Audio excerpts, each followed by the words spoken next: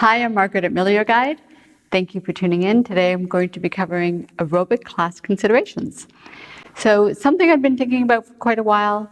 But before I begin, I want to share with you where my aerobics background comes from. You know, if you've been following me for a while, that I have been a physical therapist since 1984 and practiced in a variety of areas.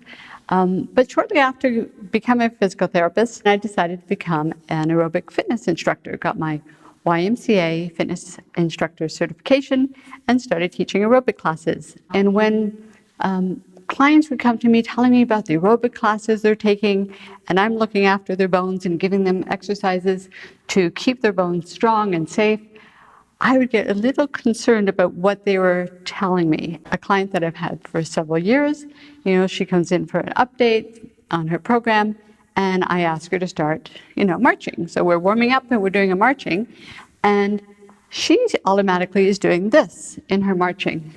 And then it dawned on me, and I said, by any chance, in your aerobic class, are you doing a lot of these exercises as a warm-up, opposite elbow to knee?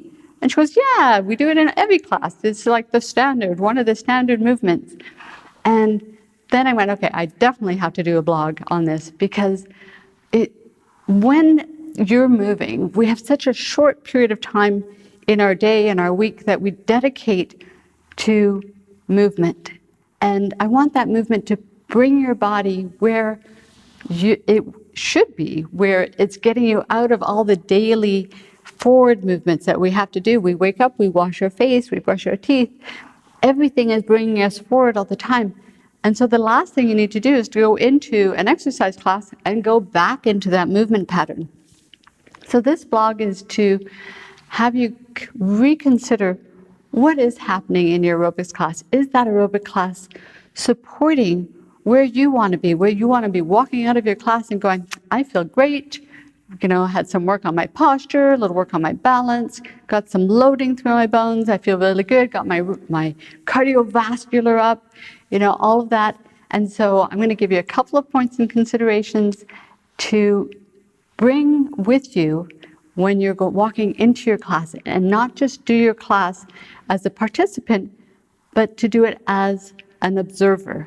And start looking around you and looking at, how are these people moving and how are they holding their posture and alignment? Because chances are you may also be holding your posture and alignment in the same way they are. We're all trying to do our best, but is the instructor putting you into moves that are supporting you, or just without meaning to, bringing you into less than optimal moves for your spine, for your posture? So there are three things that I want you to consider taking with you into your aerobic class. One is an awareness of your posture. What is your alignment when you're doing your moves? What is the alignment of your head relative to your spine? Is it jutting forward, or is it coming forward with your spine? What is your alignment of your hip relative to your knee down to your feet? Are your knees in a safe place when you're doing your squats and your lunges? So that's one. So number two is look at your class as an observer, and because you might be having a really good time, but just look at it and go, oh, this is an exercise I really shouldn't do. I need to avoid this exercise. So rather than stop the class and just sit, you could go, how can I modify that move? So if it was one of these moves that I mentioned earlier, then you might just go, I'm just going to march, or I'm going to open up in the opposite direction as people are bringing the knees up. And that's a really great modification, keeps you moving, and isn't all that different than what the instructor is doing, but it's entirely different in what it does to your posture and your alignment. If you can't modify, such as a crunch, it might be really difficult to modify a crunch, but you can substitute it. So if you're looking for ideas for modification and substitution, you might go, okay, that crunch, I can still do an ab workout. I'm going to go get something out of strengthen your core and do a gentle side plank, or a side plank that's at the level that challenges you. Within Exercise for Better Bones, there's lots of exercises that you can do them at a pace that allows you to incorporate into an aerobics class. And that brings into pace. So the third thing is the pace of the class. It might be moving really fast, and so fast that it doesn't allow you to move with good form and your best alignment. Consider prioritizing your alignment over the pace.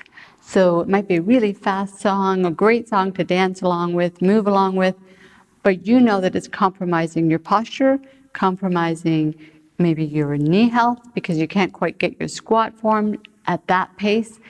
So bring the pace, make your body be the priority and not the pace of the exercise class. Your dedication to fitness encompasses all of the elements in the fitness wheel. So it's important that while you're doing your aerobic workout, that you are also considering where your core is at, considering does it allow you, and when I say where your core is at, what is your breath? Is it supporting your moves? Is it supporting a jump? What is your posture? Are you stable enough through the class in terms of balance and stability? So these are just, a couple of ideas to keep you safe, to keep you strong. So I really encourage you to make the changes you need to stay active for many more years to come. Thank you for tuning in. I'm Margaret from Guide.